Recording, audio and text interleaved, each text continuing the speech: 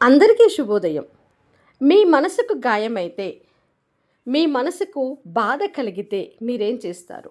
నిజానికి ప్రతి ఒక్కరికి కూడా ఎప్పుడో ఒకసారి మనసు కలుక్కుమంటది. మనసు నొచ్చుకుంటది. మనసుకు గాయాలవుతాయి. మనసు బాధపడతది. అయితే కొద్దిమంది మాత్రం మనసులో ఎంత మానసిక వ్యధ ఉన్నా, ఎన్ని బాధలున్నా, ఎన్ని గాయాలున్నా, వరుసగా గాయాలవుతూనే ఉన్నా, వాళ్ళు మాత్రం ఆ బాధని బయటికి కనపడకుండా ఎమోషనల్ పెయిన్‌ని బ్యాలెన్స్ చేస్తూ బయటికి నవ్వుతూ సాఫీగా ముందుకు సాగిపోతుంటారు. కానీ కొద్దిమంది మాత్రం మనసుకి తగిలినటువంటి బాధల్ని, ఆ గాయాలని పదే పదే గుర్తు చేసుకుంటూ ఏడుస్తూ కృంగిపోతుంటారు. నిజానికి శరీరానికైనటువంటి గాయాలుంటాయి చూసారా? ఇవి బయటకు కనపడతాయి. వీటికి మందుంటుంది. ఆ గాయానికి తగ్గట్టుగా చిన్నదో, పెద్దదో పెయిన్ కిల్లర్సో, లేకపోతే యాంటీబయోటిక్సో ఏవో ఒకటి మనం వాడటం వల్ల ఇవాళ కాకపోయినా రేపైనా శారీరక గాయాలు అనేటివి తగ్గిపోతాయి. మరి మనసుకు తగిలే గాయాలు, వాటిని తగ్గించేటటువంటి పెయిన్ కిల్లర్స్ ఉన్నాయా? మా మనసుకి కలిగే నొప్పిని తగ్గించే పెయిన్ కిల్లర్స్ ఉన్నాయా? ఏ మార్కెట్‌లో దొరుకుతాయి? ఏ మెడికల్ షాప్‌లో దొరుకుతాయి? నిజానికి అలాంటి పెయిన్ కిల్లర్స్ ఎక్కడ లేవు. కానీ మన మనసుకు తగిలేటువంటి గాయాలని, ఆ గాయాల వల్ల కలిగే నొప్పిని తగ్గించుకునే పెయిన్ కిల్లర్స్‌ని మనమే కావాలి. ఇక్కడ ఎందుకు నొచ్చుకుంటుంది మనసు అంటే, ఎందుకు గాయపడుతుంది అంటే చాలా కారణాలు ఉండొచ్చు. రిలేషన్స్ వల్ల వచ్చినటువంటి బాధలు కావచ్చు, లేదా మన రిలేషన్‌షిప్‌లో అంటే మన బంధువుల్లో కావచ్చు, ఎవరైనా సరే ఆత్మీయులు కోల్పోవడం వలన కలిగినటువంటి బాధ కావచ్చు.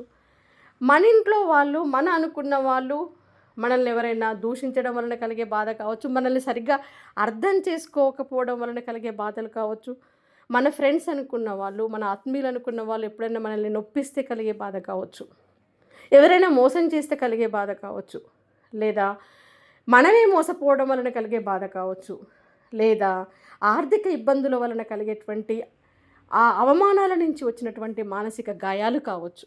ఇలా ఏ కారణమైనా కావచ్చు. కొంతమందికి లవ్ ఫెయిల్యూర్స్ వల్ల మానసిక గాయాలుంటాయి. కొంతమందికి భార్యాభర్తల మధ్యన సరైనటువంటి అనుబంధం అనేది కరువైనప్పుడు కలిగే గాయాలుంటాయి. కొంతమందికి అండర్‌స్టాండింగ్ లోపం వలన కలిగే గాయాలుంటాయి. ఇలా ఏ కారణమైనా కావచ్చు. ఎదుటోళ్ళు మనల్ని అర్థం చేసుకోవట్లేరు. ఇది మనము అని చెప్పినా అర్థం చేసుకోలేనప్పుడు మనం ఏమీ చేయలేని నిస్సహాయ స్థితిలో కలిగే వేదనే మనసుకు కలిగేటువంటి గాయం. అయితే ఈ మానసిక గాయాలు చాలా కారణాలుగా ఉంటాయి. ఒక్కొక్కసారి చిన్న గాయాలనే మనం పెద్దవిగా ఊహించుకుంటుండొచ్చు. కానీ ఒక్కొక్కసారి నిజంగానే పెద్ద గాయాలు తగులుతుండొచ్చు. మనం మనుషులము ఎప్పుడు మానసికంగా నిస్సారం అవుతాం చెప్పండి? ఇక మనం ఏం చేయలేని నిస్సహాయ స్థితి అక్కడ. పోరాడేంత వరకు పోరాడుతారు. ఇక ఏం చేయలేము అనుకున్నప్పుడు మనసు మౌనమైపోతుంది. మనసుకి ఎంత గాయమైతే మనసు అంత మౌనమవుతుంది. మనసుకు గాయమవుతే ఏమవుతుంది? కన్నీళ్లు స్రవిస్తాయి. ఇక్కడ చూడండి, నాకు తెలిసినంత వరకు దుఃఖం అనేది కళ్ళ నుంచి వస్తుందని అందరూ అనుకుంటారు. కన్నీరు కళ్ళ నుంచి వస్తుంది అనుకుంటారు. కానీ నాకు తెలిసినంత వరకు కన్నీరు అనేది హృదయం స్రవిస్తుంది. మనసుకు గాయమైనప్పుడు హృదయం నుంచి స్రవించేటటువంటి హృదయం ద్రవిస్తే పొంగేటివే కన్నీళ్ళు. ఈ మూడిటిని మనం విడదీయలేం. అంత పెయిన్ ఉంటుంది బాధకి. మరి బాధ కలిగినప్పుడు మనం ఏం చేయాలి? బాధనే తలుచుకుంటూ కూర్చుంటామా? మన శరీరానికి ఏదైనా గాయమైంది ఫర్ ఎగ్జాంపుల్, ఆ గాయాన్ని పదే పదే గిల్లుతూ ఉంటే నిరంతరం రక్తం ఓడుతూనే ఉంటుంది. అది మానుతుందా? మానదు. మన శరీరానికి ఏదైనా గాయం తగిలినప్పుడు దాన్ని పదే పదే చేయితో స్పర్శించినా కూడా మానదు. మరి అలాంటప్పుడు మన మనసుకి ఏవైనా బాధలు కలిగినప్పుడు ఆ బాధని పదే పదే గుర్తు చేసుకుంటే ఆ బాధలు మానుతాయా? ఆ గాయాలు మానుతాయా? లేదు. మరి ఇక్కడ అందరికీ ఒకే రకమైన బాధలు ఉండకపోవచ్చు. ఒక్కొక్కరి కుటుంబ నేపథ్యం ఒక్కొక్క రకంగా ఉంటుంది. ఎవరి బాధలు ఎలా ఉంటాయో ఎవరికి తెలుసు. ఎవరి గుండె లోతు ఎంతుందో ఎవరికి తెలుస్తుంది. ఎవరి గుండెలో ఏ బాధలు ఉన్నాయో ఎవరికి తెలుస్తుంది. నిజంగా ఎవరి మనసులో ఏమున్నాయో ఎవరని చెప్పలేము. ఇప్పుడు నా మనసులో ఏ బాధ ఉందనేది మీకు తెలియదు. మీ మనసులో ఏ బాధ ఉందనేది నాకు తెలియదు. కాబట్టి బాధలకు అనేక కారణాలు కావచ్చు. ఈ గాయాలకి అనేకమైనటువంటి కారణాలు కావచ్చు. కుటుంబ సమస్యలు కావచ్చు, ఆ రిలేషన్షిప్ వల్ల వచ్చినటువంటి సమస్యలు కావచ్చు, ఆర్థిక సమస్యలు కావచ్చు, అనారోగ్య సమస్యలు కావచ్చు. మొత్తానికి మనసు గాయపడింది, బాధపడింది, నొచ్చుకుంది, కన్నీరు కారుస్తుంది మనసు. మరి ఇప్పుడు దీన్ని ఊరుకోబెట్టాల్సినటువంటి బాధ్యత ఎవరిది? మన మనసుకి గాయమయ్యి మన గుండె నుంచి కన్నీళ్లు పొంగుతున్నప్పుడు వాటిని వాటిని ఆ మనసుకి తగినటువంటి గాయాన్ని నుంచి ఉపశమనం కలిగించాల్సినటువంటి బాధ్యత ఎవరిది చెప్పండి? ఇలాంటి సమయంలోనే చాలామంది ఏం చేస్తారు అంటే, ఎవరన్నా నన్ను ఓదారుస్తే బాగుండు, ఎవరైనా నన్ను అక్కున చేర్చుకుంటే బాగుండు, నా బాధ ఎవరైనా అర్థం చేసుకుంటే బాగుండు, నా బాధ ఎవరైనా వింటే బాగుండు అని మరొక ఓదార్పు కోసం మనసు తహతహలాడుతుండొచ్చు. నిజానికి గుర్తుపెట్టుకోండమ్మా, మన బాధలు అన్నిటిని కూడా అందరికీ చెప్పుకోకూడదు. నాకు తెలిసినంత వరకు అన్ని బాధలు అందరికీ చెప్పుకోకూడదు, అందరికీ పంచుకోకూడదు. మీరు బాధలు చెప్తున్నప్పుడు ఊగొడుతుండొచ్చు, అయ్యో అంటుండొచ్చు, వాళ్ళు గుండెలు బాదుకుంటుండొచ్చు మీ ముందర. కానీ అందులో సగం మంది కూడా నిజాయితీగా ఉండరు. మన బాధలు విన్న వాళ్ళే మన వెనక మన బాధల గురించి ప్రచారం చేస్తున్న వాళ్ళని నేను చాలామందిని నా కళ్ళతో చూశాను. కొద్దిమంది చూస్తుంటాం, ఎవరో వాళ్ళిద్దరు వ్యక్తులు మాట్లాడుకుంటుంటారు, అందులో ఒకరు తమ బాధలు బాగా చెప్పుకుంటుంటారు, అయ్యో అయ్యో అని వింటుంటారు. ఆ చెప్పుకున్న మనిషి అవతల పోగానే విన్న మనిషి ఇమీడియట్గా వాళ్ళ బాధల గురించి హేళన చేస్తూ మాట్లాడుతుంటారు. ఎప్పుడైనా సరే అన్ని విషయాలు అందరితో షేర్ చేసుకోవద్దు. కొంతమంది అంటారు బాధ చెప్పుకుంటే తీరుతుంది కదా అని. నిజమే, తీరుతుంది. కానీ ఎవరికి చెప్పుకోవాలి? నీ గురించి బాగా తెలిసిన వాళ్ళకి, నిన్ను బాగా అర్థం చేసుకున్న వాళ్ళకి, నిన్నుగా అర్థం చేసుకున్న వాళ్ళకి మాత్రమే నువ్వు గొంతు విప్పి నీ బాధ గురించి చెప్పాలి. లేదు ఎవరికి పడితే వాళ్ళకి చెప్తే మన బాధను ఇంకా రెట్టింపు చేసుకున్న వాళ్ళం అవుతాం. ఇంకొక విషయం, ఈ ప్రపంచంలో మనల్ని ఓదార్చడానికి ఎవరో పనిగట్టుకొని ఖాళీగా కూర్చున్నారా? లేదు, ఎవరి బాధలు వాళ్ళకు ఉన్నాయి, ఎవరి బాధల్లో వాళ్ళు మునిగి తేలుతున్నారు. అవునా కదా? ఒక బాధ మనకి బాధ అయినప్పుడు వాళ్ళకి బాధే కదా. కాబట్టి ఎవరి బాధను ఎవరు ఓదారుస్తారు? కాబట్టి ఓదార్పుని ఇతరుల నుంచి ఆశించడానికి ముందు మనం ఫుల్ స్టాప్ పెట్టేసేయాలి. మరి మన మనసు నిండా బాధ ఉంది, గుండె బరువు ఎక్కిపోతుంది, ఇప్పుడు నేనేం చేయాలి? ఇలాంటి సందర్భంలోనే చాలామంది ఆ ఎమోషనల్ పెయిన్ని తట్టుకోలేక ఏవేవో చేస్తుంటారు.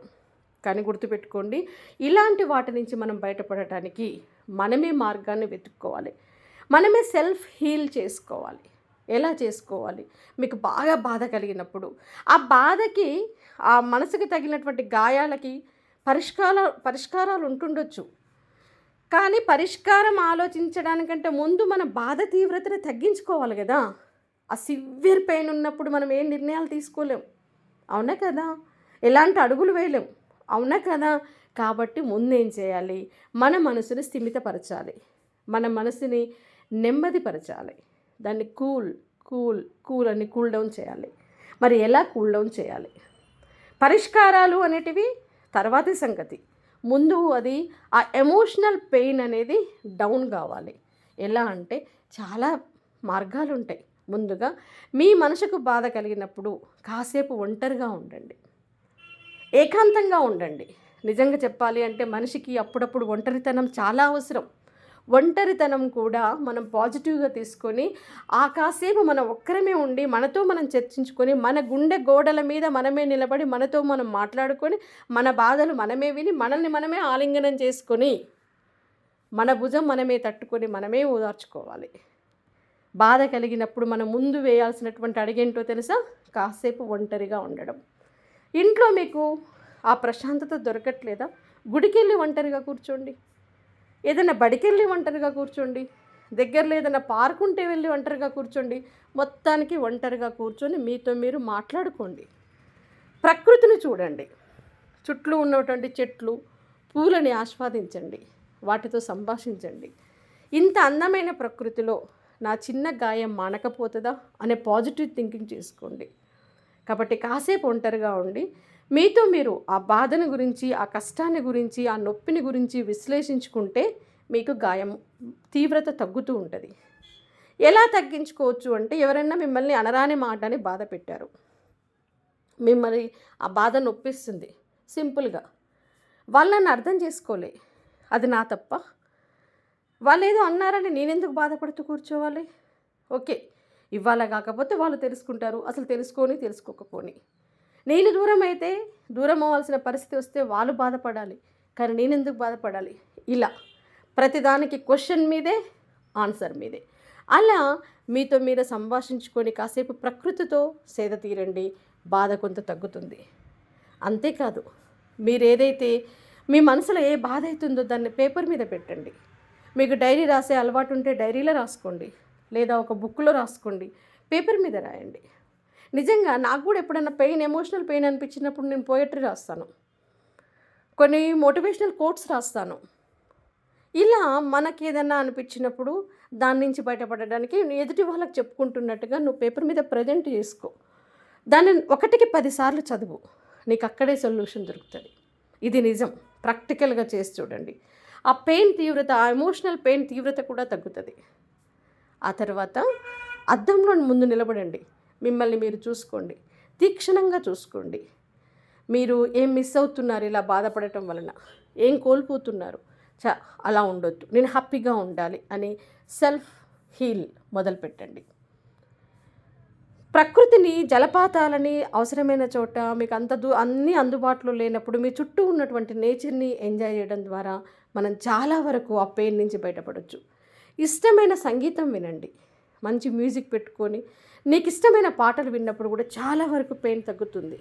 ఇది నేను కూడా ప్రాక్టికల్గా చాలా సందర్భాల్లో చేసి చూశాను. నాకు ఏదైనా కొంచెం మూడ్ ఆఫ్లో ఉంటే మంచి మ్యూజిక్ వింటాను, ఇష్టమైన సాంగ్స్ అన్నీ, మెలోడీ సాంగ్స్ అన్నీ వింటాను, మైండ్ రిలీఫ్ అవుతుంది.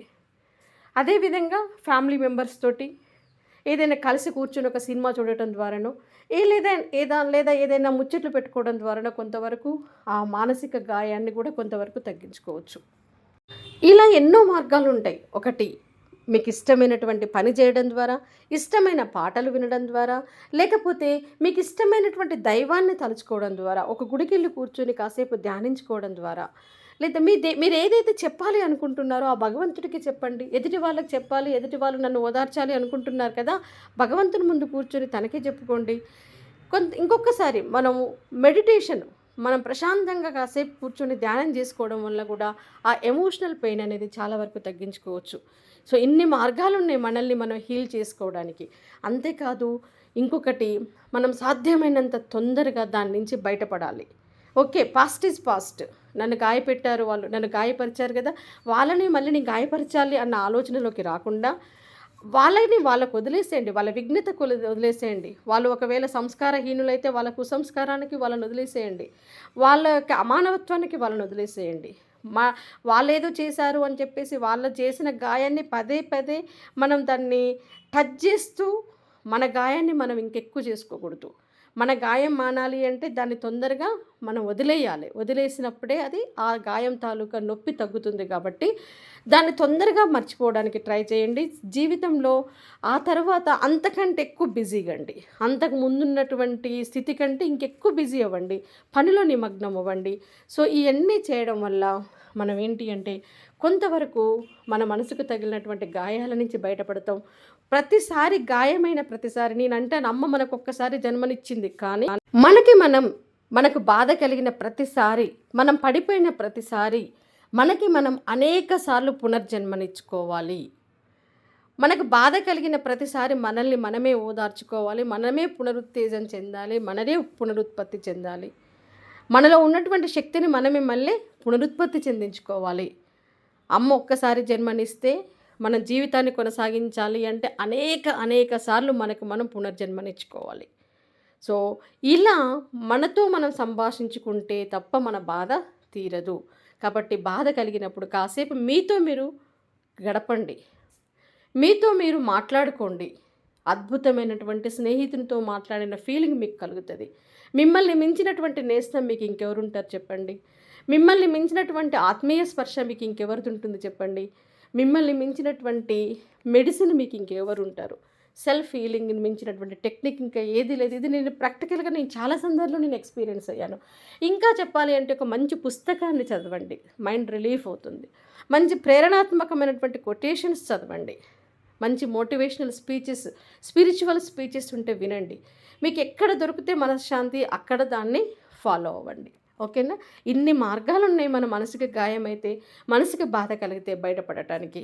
మరి ఇవన్నీ వదిలేసి పదే పదే దాన్నే తరుచుకుంటూ కూర్చుంటే ఎవరికి నష్టం? మనకే నష్టం. కాబట్టి గాయాలను గేయాలుగా మార్చుకోండి, అంతే. ఇంకంతకు మించి ఇంకేమీ లేదు.